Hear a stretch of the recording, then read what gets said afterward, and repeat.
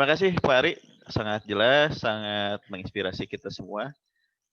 Silakan kepada teman-teman yang ingin bertanya, bisa kalau misalnya mau bertanya langsung silahkan, tinggal meng-unmute diri sendiri. Atau kalau misalnya ingin melalui chat, silakan boleh private chat ke Bapak, disampaikan di chat untuk pertanyaan yang ingin disampaikan.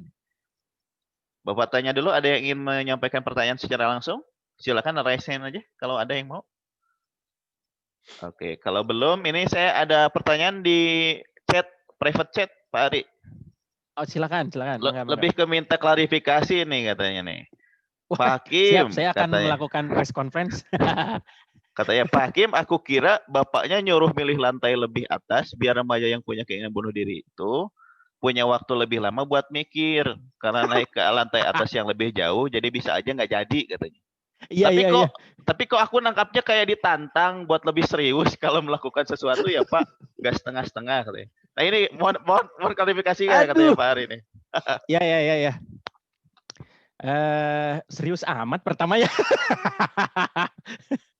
Tapi begitu ya. Oh ternyata bagus ini, kulturnya bagus ya, Pak Hakim di Darul Hikam ini. Saya pikir itu tadi saya niatnya bercanda loh. Karena lantai tinggi itu supaya nanti selesai bunuh dirinya gitu, tidak menyusahkan orang. Karena kan teriaknya beda. Tadi itu lelucon klasik sih sebetulnya. Ini klarifikasi, itu lelucon klasik bahwa apa bedanya orang yang bunuh diri dari lantai atas dengan dari lantai yang agak bawah. Bedanya dari teriakannya. Teriakannya itu kalau dari lantai atas itu teriakannya dulu, baru bunyinya buk gitu. Karena selesai. Nah yang kedua kalau dari lantai bawah kan buk dulu baru gitu. Tidak selesai bunuh dirinya. Tapi mohon izin itu bukan menantang, disclaimer ya, bukan nantang untuk bunuh diri, bukan. Tapi bagus, itu ide bagus. Jadi kalau mau bunuh diri, tadi yang bertanya ya, betul itu ide bagus. Carilah gedung yang paling tinggi. Betul, mungkin di dalam perjalanan mikir dulu sehingga naik ke atas menikmati keindahan alam. Oh, alam itu indah, kemudian pemandangan. Akhirnya untuk apa hidup ini disia-siakan? Luar biasa. Saya dalam hati begini itu ini tanpa sadar, ini tepuk tangan kepada yang bertanya. Itu klarifikasi saya, Pak Hakim. Betul. Jadi Tapi bagus ya kalau amat. jadi dipakai buat mikir mungkin ya, Pak Ari. Bagus, pakai buat mikir. Mudah-mudahan masih ada waktu dari perlantai itu pemikiran untuk membatalkan bunuh diri. Betul. Carilah gedung yang lebih tinggi. Saran yang bagus. Oke, baik. Sudah terklarifikasi ya, insya Allah. Iya, bagus. Jadi jangan bukan nantang sebetulnya. Bukan nantang, itu lelucon klasik lah, orang tua lah itu. Jangan. Oke, baik. Ada pertanyaan berikutnya nih Pak Ari. Tadi berkenaan Mangga. dengan self harm. Bapak, bagaimana tips sederhana untuk berhenti dari self harm katanya? Oh iya, tips sederhana dari self harm itu saya ini berdasarkan pengalaman ya. Saya sedang menangani mahasiswa di kampus, ada 2 orang Pak Hakim. Dia itu merasa hidupnya tidak berguna lagi dan ada kecenderungan self comparison, membandingkan diri. Apa ya kalau di orang dewasa mah, rumput tetangga katanya selalu lebih hijau. Nah, anak yang sedang mahasiswa yang sedang saya tangani itu ada kebiasaan self harm tadi. Itu suka menusuk-nusukan pulpen di di lengan. Tangannya. Nusuk-nusuk gitu. Kalau sudah merah, sudah kerasa pedih, dia lega. Itu waktunya istirahat, relax gitu. Karena dia tidak menerima dirinya, kecewa. Jadi larinya ke situ. Ternyata memang ada dan saya tangani sekarang. Nah, ketika digali lebih dalam, self comparison itu ternyata dia terlalu melekat pada sesuatu yang sifatnya itu fana lah. Misalnya gini, kok dia mah nilainya bagus ya, kemudian terus pakaiannya bagus, memang perempuan sih. Pakaiannya bagus, kalau dandan itu kok dia mah selalu cantik sih Pak. Kalau aku mah kok ngelihat ke cermin teh di apa-apain aja suka kelihatannya tuh jelek aja, kerudungnya miring atau apa gitu. Itu keluhannya gitu, self comparison. Jadi sekarang jangan terlalu over attachment istilahnya, terlalu melekat pada sesuatu yang itu tidak membuat tidak esensial gitu. Jadi tips sederhananya hentikan kemelekatan yang terlalu jauh pada sesuatu yang fana lah, secara filosofisnya begitu. Nah, kalau sudah melekat misalnya kemelekatan itu pada tadi ide-ide tentang oh orang lain mah begitu. Kemudian ini yang saya tangani. Kemudian saya juga harus begitu. Memang kalau dengan kecantikan, dengan pakaian yang bagus yang dimiliki teman, kerudung bagus itu memang akan membuat kamu bagus kan belum tentu juga. Cocok belum tentu juga itu akan terlalu melekat pada hal-hal itu, kemudian jadi self harm, mindsetnya jelek begitu ya. Nah, biasanya di kasus-kasus yang lain itu menyakiti diri sendiri karena merasa tidak memuaskan pasangan. Mohon maaf ya, misalnya yang pacaran lah ya. Pacarnya mutusin, kemudian, dia self harm, bisa macam-macam self harm-nya.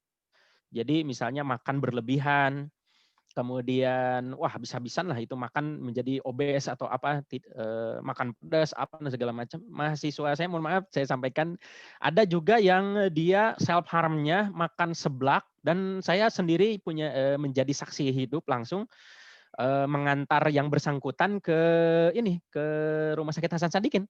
Waduh. Ini pembuluh darah ke otaknya pecah. Serius Pak Hakim. Gara-gara seblak? Ya betul. Waduh. Itu tahu daerah Negla ke atas, Ya daerah. itu kan jarang makanan, beda dengan daerah Gerlong. Makanan Betul, kan betul. jarang. Dia itu kalau daerah ke Gerlong, yang pertama kan saya ngobrol tuh di Hasan Sadikin operasi itu. Jadi pecah pembuluh darah, jadi stres. Satu kebiasaan bergadang, yang kedua pas ditanya ngobrol resepnya itu seblak Pak, cenah gitu. Terus menunda makan karena daerah Negla itu jarang makanan. Iya betul. Gitu ya. Beda Jadi sama geger kalong ya. beda sama geger kalong. Nah, ternyata ditanya-tanya ke temennya, kan kita selalu nanya temennya ya, peer-nya seperti apa, dia itu punya ada persoalan, memang dia makan pedas-pedas itu, ya seblak salah satu contohnya, itu karena self harm juga, udah nggak mikir, jadi udah nggak mikir tubuh. Itu kan Iya betul. sudah tidak memikirkan tubuh, itu adalah bagian dari self harm sederhana, termasuk memberikan asupan makanan yang tidak bergizi semacam itu. Nah, saya itu mahasiswa tingkat akhir, beres sidang, mungkin karena sidang juga, tergeletak, matanya kemana-mana. Pas saya cek ternyata pecah pembuluh darah atau stroke ringan itu dialami di usia-usia belasan sekarang. Kasus untuk di Indonesia termuda itu 17 tahun. Serius ini, bukan ini ya. Iya, iya. Makanya setelah itu saya langsung posting di grup fakultas, kan kebetulan di kemahasiswaan juga, agar mahasiswa menjaga diri pola hidup sehatnya. Olahraga apa dan segala macam supaya tidak pecah pembuluh darah, stres begitu ya dan menjaga Betul. pola makan. Salah satunya itu. Nah, itu makanya kalau diwawancara, mohon maaf nih saya juga ingin menyampaikan sebagai tim perumus wawancara pedoman panduan wawancara seleksi mahasiswa PGSD Pak Hakim. Di Iya. situ ada pertanyaan walaupun remeh, "Pak Arik kenapa ini harus ditanyain?" Enggak Pak, ini ada alasan teoretiknya. Saya harus menanyakan, tahu nggak Anda berat badan Anda sekarang berapa? Yang kedua, tahu nggak tinggi badan berapa sekarang? Golongan darah. Itu adalah bagian dari pengenalan diri untuk menjaga kesehatan. Kalau berat badan tidak tahu, tinggi badan tidak tahu, golongan darah tidak tahu, itu sudah dianggap ya tadi bisa masuk ke kategori self harm, membahayakan diri kan. Jadi makan tidak kan sekarang ada timbangan tuh yang berapa 300 ribuan ya. Timbangan ketika kita menginjakan kaki di sana, kita tahu kadar lemak, kadar air, tulang, massa otot, itu ada Pak Hakim, barangkali Betul. mau beli, mangga di Tokopedia ada itu.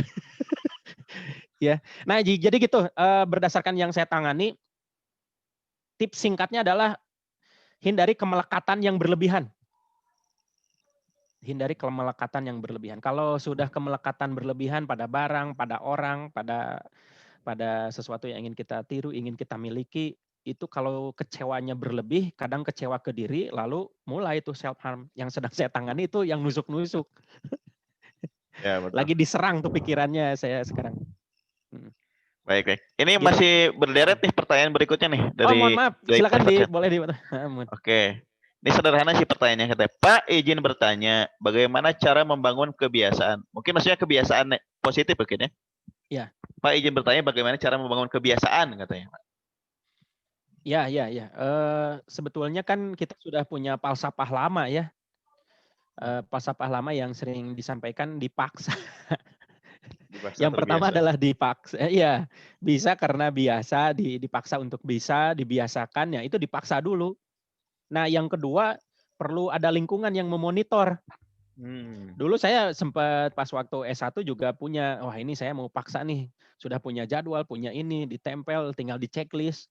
Tapi karena diri sendiri yang mengelola, kadang kita juga ada lemahnya, kontrolnya. Makanya perlu ada orang yang lingkungan yang mendukung itu. Katanya kamu mau ini. Nah, supaya minimal ada katanya kamu. Nah, gitu. Hmm. Itu tips yang paling sederhana ya. Jadi yang pertama dipaksa, yang kedua adalah eh, cari orang Lingkungan. terdekat yang bisa mengingatkan untuk mengontrol. Betul, betul. Jadi nggak bisa sendirian ya, nggak bisa hebat sendirian ya, Fahri ya. Oke. Nah, berikutnya, bagaimana mengatasi mental illness supaya tidak mengganggu pelajaran dan bisa menentukan mau kemana ke depannya, terutama jurusan kuliah katanya. Jadi gimana akhirnya mungkin ini ya, maksudnya supaya belajar tuh tetap bagus ya, tidak terganggu oleh mental illness tadi dan mau bisa menentukan jurusan kuliahnya kemana gitu. Ah, iya, iya, iya, iya, iya. Ini mungkin sepertinya tadi sudah dijelaskan ya, mungkin perlu Ya, ada untuk pengulayan. yang pertanyaan who will I become, akan menjadi siapa saya nanti, itu dampaknya pertanyaan itu akan memberikan jalan bagi kita untuk mengeksplorasi lebih banyak. Jadi adik-adik ini atau teman-teman ini silahkan eksplorasi lebih banyak, banyak informasi tentang karir-karir yang ada begitu ya. Jangan sampai seperti saya contohkan sengaja memang untuk bercerita kalau kita tidak tahu potensi, minat, bakat, kemudian kita tidak tahu karena remaja itu lack of information, kurang informasi, maka carilah terus banyak informasi. Nah, kemampuan untuk memilah dan memilih informasi itu yang relevan dengan yang diinginkan, jangan sampai kena distract, terkecoh dengan informasi yang tidak penting, malah membingungkan diri sendiri. Nah, memang itu jadi persoalan juga akhir-akhir ini, pilihlah pekerjaan yang memang punya nilai eh, apa ya, nilai survival yang tinggi di masa depan. Kan kalau yang eh, sifat-sifatnya ada, saya baca di buku apa 21st Century gitu, nanti pekerjaan yang sifatnya otomatis yang dilakukan apa namanya secara rutin itu akan tergantikan oleh mesin. Nah, disitulah juga jadi petunjuk bahwa nanti diperlukan profesi-profesi yang tidak menghindari yang tadi dilakukan otomatis yang bisa digantikan oleh robot, begitu ya. Gitu mungkin tipsnya Pak Hakim. Jangan Baik. sampai seperti saya lah, murtad dari IPA. Mohon maaf, saya penghuni IPA aja ya. Jadi perlu ini ya, diperkaya dulu informasinya ya, Fahri ya. Diperkaya informasinya. Oke. Nah, kalau dulu di skripsi saya, Pak Hakim, kalau ingin ada istilah kematangan karir, karirnya matang, pilihannya tepat, pengambilan keputusannya tepat dan realistis, yang pertama harus memiliki world of work information, informasi dunia kerja. Yang Hmm. kedua itu informasi tentang decision making, pengambilan keputusan. Yang ketiga, career exploration, mengeksplorasi karir. Yang keempat itu career planning. Nah, Perencanaan. sekarang tuh career planning tuh memang bahkan dari tadi saya sampaikan dari sejak SMP perencanaan karir itu. Betul. Apalagi nanti pas mau masuk ke akhir itu ada family planning, Nah, keluarga. keluarga. Atau di kita diterjemahkannya salah, keluarga berencana kok ujungnya jadi alat-alat KB.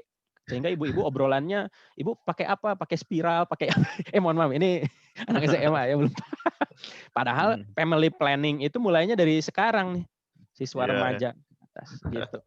Baik, ini waduh semakin banyak Ya. nih pertanyaan nih, Pak Ari. Aduh, mohon maaf, nanti Nah, saya jawab singkat-singkat ya, silakan. ya. Pak, kenapa orang kalau stres cenderung nggak makan seharian? Kalau saya malah sebaliknya. Malah dengan makanan buat saya niat untuk masih hidup katanya.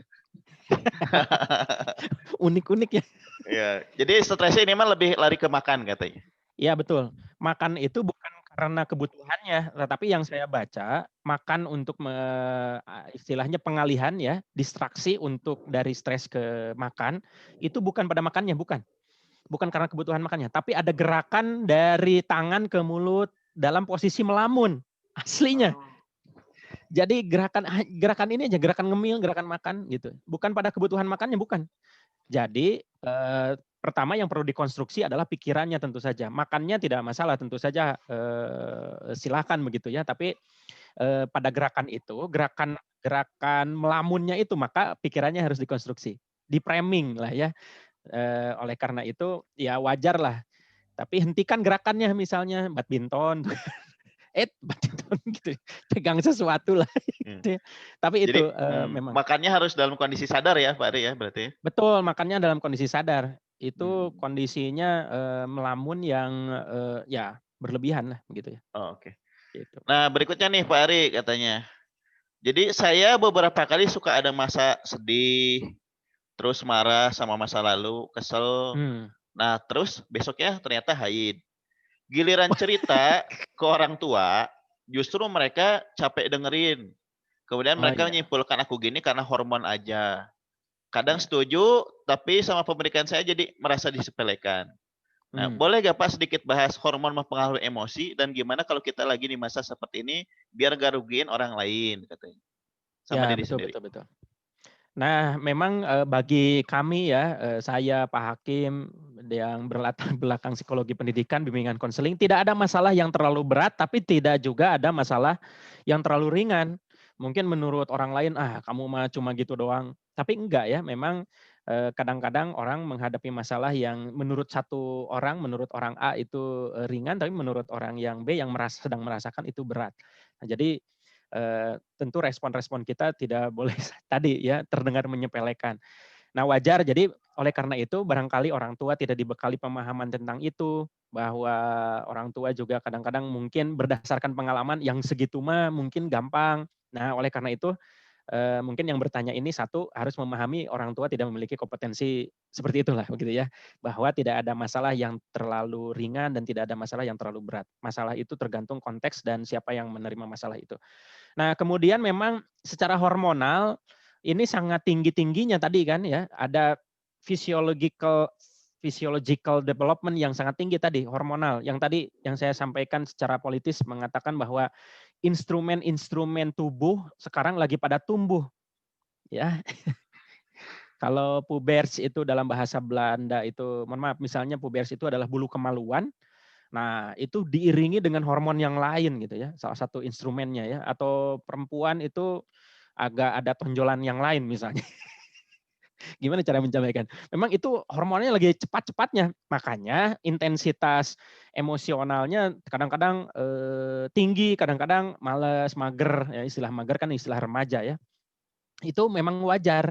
Nah, bukan berarti ini saya juga menyampaikan ini, wajar, ini bukan menyepelekan, tapi ini sebagian dari penyadaran bahwa itu bagian yang perlu dilewati dan dirasakan. Hanya tergantung bagaimana kendali diri, kita pada saat hormon-hormon itu sedang tumbuh, gitu. Bisa dialihkan, bisa diproyeksikan pada hal-hal positif dan, ketika itu muncul sikap-sikap emosi, itu bisa kita sadari begitu ya, kata kuncinya di penyadaran. Saya sedang menyadarkan bahwa orang tua tadi ya, atau orang lain tidak punya kemampuan tentang masalah. Yang kedua adalah kesadaran bahwa Anda sedang dalam masa pertumbuhan, hormonnya memang sangat tinggi. Ketiga adalah kesadaran bahwa tingkat emosionalnya bisa naik turun sangat drastis. Oke. Ya, terus yang saya tangkap mungkin gini ya Fari, berarti kalaupun orang lain tidak mengerti kita, kita harus mengerti diri kita sendiri gitu ya. Betul ya? Betul. Nah, Dan tentu saja, makanya tadi diawali dengan saya, Pak Hakim, punya kompetensi tentang memahami itu, maka mintalah bantuan. Nah, get help. Mintalah bantuan kalau sudah tidak sanggup. Misalnya ke ini nggak bisa kayak itu, maka nomor guru BK Pak Hakim mungkin sudah ada di semua. Gitu ya. Atau orang yang dipercaya lah. Gitu. iya, baik. Nah ini Pak Ari mungkin, ini yang terakhir ya meskipun masih banyak karena Ya. waktu juga, Pak izin bertanya, kalau ada orang-orang terdekat yang mabuk atau merokok, cara nasihatinnya yang paling tepat gimana ya Pak biar mereka berhenti katanya? Iya, iya, iya. Ini peer ya, Iya, teman sebaya. Kadang-kadang kita, apa namanya, punya prinsip hidup yang berbeda dengan teman sebaya, tetapi kadang-kadang kita juga tadi seperti di materi yang saya sampaikan itu, eee, hard to say no, sulit berkata tidak pada peer. Nah sekarang alhamdulillah nih, sudah punya prinsip ideal dan kemudian membaca bahwa perilaku teman sebaya kita itu kurang baik. Nah, bagaimana caranya? Bagaimana cara? Yang pertama, tetaplah pada pendirian. Yang kedua, itu sampaikan contoh-contoh yang kira-kira bisa diterima dengan bahasa sendiri, dengan bahasa apa ya? Bahasa lingkungan sendiri. Bahasa lingkungan sendiri itu gimana ya maksudnya? Bahasa gaul di lingkungan sendiri gitu ya. Jadi rokok misalnya. Kemarin aku lihat ini loh, judulnya itu film Sex, Lie and Cigarette. Itu silakan tonton ya. Ketulis judulnya Sex, Lies and Cigarette. Jadi ada sebuah film dokumenter. Memang itu sex, lie, and cigarette, seks dan seksnya itu tidak ada sebetulnya, hanya untuk pemancing. Karena kan di internet orang yang nyari seks katanya lebih banyak. Jadi di judul film dokumenter itu Sex, Lies, and Cigarette. Jadi padahal isinya hanya tentang kebohongan dan rokok gitu ya. Silakan tonton. Misalnya ngomong tuh film itu tonton nggak? Apa serem juga tuh tentang kebohongan di rokok di dalam rokok itu tentang nikotin. Bahwa nikotin itu katanya tidak adiktif apa segala padahal ada unsur adiktif. Misalnya kebohongan bahwa kalau perusahaan rokok itu ditutup akan merugikan negara itu juga ada di dokumenter. Dan itu film dokumenter tentang Indonesia, bahayanya rokok dan segala macam. Nah, itu kita bisa sampaikan cerita tidak langsung rokok, atau misalnya di dalam angkot tuh sering tuh ibu-ibu tapi malah jadi nggak enak tuh yang ngerokoknya malah di gitu. Ngajakeun. Makanya ngahajakeun gitu, malah jadi ngahajakeun. Nah, oleh karena itu kita bisa nyampaikan dengan cerita-cerita yang tuh tonton nggak palaur gitu, atau disampaikan misalnya ya karunya sih itunya bisi ini. Tapi itu cenah dari Kobuzer juga merokok, Karni Ilyas juga merokok, itu Bukan bahaya. ukuran ya, bukan ukurannya itu ya. Ya makanya dia. Yang penting tadi ya kita punya alhamdulillah punya pendirian nih. Setelah tadi harus dare to say no bagus, punya pendirian, kemudian menasehati dengan cara baik. Yang ketiga, kalau tidak sanggup juga daripada membahayakan, ya kita menjauhi. Tidak ada salahnya untuk asertif untuk menjauhi lingkungan yang negatif buat kita. Gitu.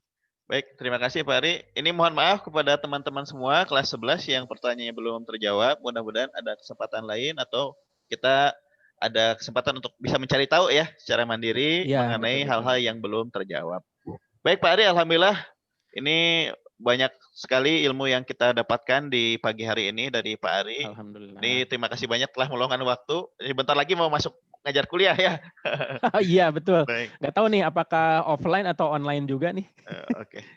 Baik, teman-teman semua sebagai apresiasi mari kita beri jempol untuk Pak Ari. Mangga silakan diaktifkan reaction jempolnya. Wah, mantap. Iya, hatur nuhun. Pak Hakim, saya ingin memberikan pesan pada kesempatan ini terakhir.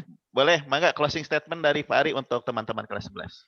Gini ya, berdasarkan pengalaman kami, saya Pak Hakim gitu ya, yang tadi kenapa gambar yang dari anak kecil sampai dewasa itu saya tampilkan, itu saya ingin menceritakan bahwa kalau menargetkan sesuatu, misalnya cita-cita apa segala macam, coba tarik lebih awal.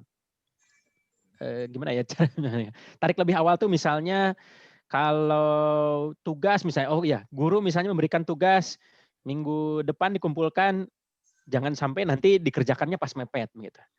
Coba kalau Anda sekarang punya pemikiran, aduh ternyata masa depan tuh akan harus kuliah, aduh ternyata masa depan tuh harus menikah, aduh ternyata harus punya rumah, aduh ternyata setelah ngobrol dengan senior misalnya orang tua harus punya mobil juga. Kenapa nggak itu ditarik jadi sekarang gitu. Tapi tidak membuat untuk menjadi cemas sehingga mental tidak sehat. Supaya kita lebih siap untuk menghadapi masa depan, supaya mental kita sehat menghadapi perubahan-perubahan, itu kita siapkan lebih awal. Tarik masa depan ke hadapan kita lebih dekat. Itu pesannya Pak Hakim, jangan sampai dikenai hukum tahu-tahu di dalam hidup itu kan ada hukum tahu-tahu. Tahu-tahu udah kuliah, aku belum siap. Tahu-tahu udah UN, tahu-tahu udah tua, tahu-tahu alah sebentar lagi meninggal, belum siap. Iya, betul. Jangan sampai dikenai ilmu itu. Jadi saya kira mudah-mudahan dari 4 pertanyaan filosofis tadi, mudah-mudahan materinya insya Allah saya berikan ke Pak Hakim. Silakan Baik. dinikmati kembali. Terima kasih dari saya. Sukses untuk semua, sehat selalu. Amin. Semoga pandemi COVID ini segera sirna di muka bumi. Amin, amin ya rabbal Assalamualaikum alamin. warahmatullahi wabarakatuh. Waalaikumsalam warahmatullahi wabarakatuh. Alhamdulillah, kami ucapkan sekali lagi terima kasih banyak kepada Pak Ari yang telah berbagi ilmu dan pengalamannya kepada kita semua. Teman-teman semua, mudah-mudahan ini jadi inspirasi, tidak hanya jadi pengetahuan bagi kita, tapi juga menjadi amal ya. Diamalkan Amin. sedikit-sedikitnya, dicicil dari sekarang perbaikan dan kebaikan yang bisa kita lakukan. Kita tutup pertemuan di pagi hari ini dengan hamdalah bersama-sama. Alhamdulillahirabbil alamin. Amin. Mohon maaf atas segala kekurangan dan khilafan. Subhanakallahumma wa bihamdika asyhadu an la ilaha illa anta astaghfiruka wa atubu ilaik. Wassalamualaikum warahmatullahi wabarakatuh. Hatur nuhun, sadayana hatur nuhun. Sami-sami. Pak Hakim dan Oke. semuanya izin pamit. Mangga Bapak. Bu Mohon Septika, Pak. sami-sami, mangga. Assalamualaikum. Waalaikumsalam. Pak Hakim izin ini sebentar ya ke anak-anak. Mangga. Anak-anakku masih ada waktu hari ini dan besok ya. Jadi sebelum pembagian rapot. Silahkan maksimalkan kemampuan kalian untuk mendapatkan nilai yang terbaik ya. Apalagi yang nilainya masih kurang, silahkan jangan menunggu gurunya menghubungi, tapi kita yang menghubungi. Sekali lagi, jangan sampai menunggu dihubungi, tapi kita yang menghubungi. Ya, tidak ada kata terlambat, anak-anakku. Silakan di list nilai mana saja yang belum lengkap.